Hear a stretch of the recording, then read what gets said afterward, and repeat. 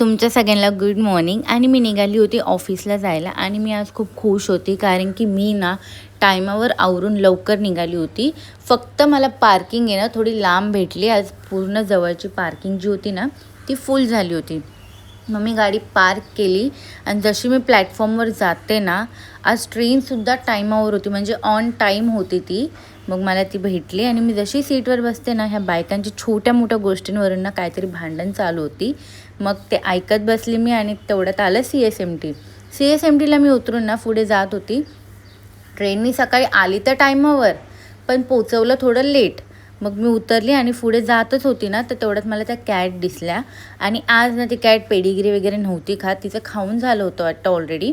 तर मी जशी तिच्या जवळ जाते ना, तर तिला कळलं की मी आली आहे आणि ती लगेच येते माझ्याकडे की माझा लाड कर असं, आणि मला असं टच होऊन असं मागून पुढून येते आहे.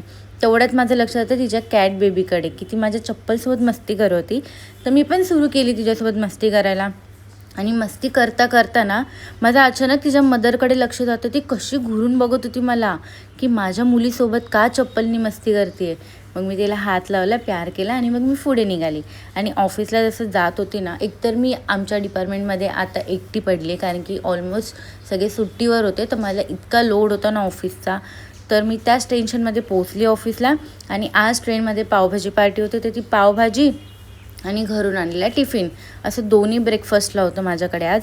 आणि संध्याकाळी मी खरंच सांगते खूप लेट निघालेली, मला खूप काम होतं. आणि कधी कधी ना असं राग येतो काय काय लोकांचा ऑफिसमध्ये, पण ठीक आहे, आता काय ऑप्शन नाही आहे.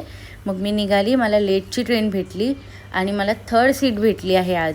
फर्स्ट पण नाही, सेकंड पण नाही, विंडो पण नाही, डायरेक्ट 3rd सीटवर मी बसली होती. मग मी तिथून डायरेक्ट उतरली घरी.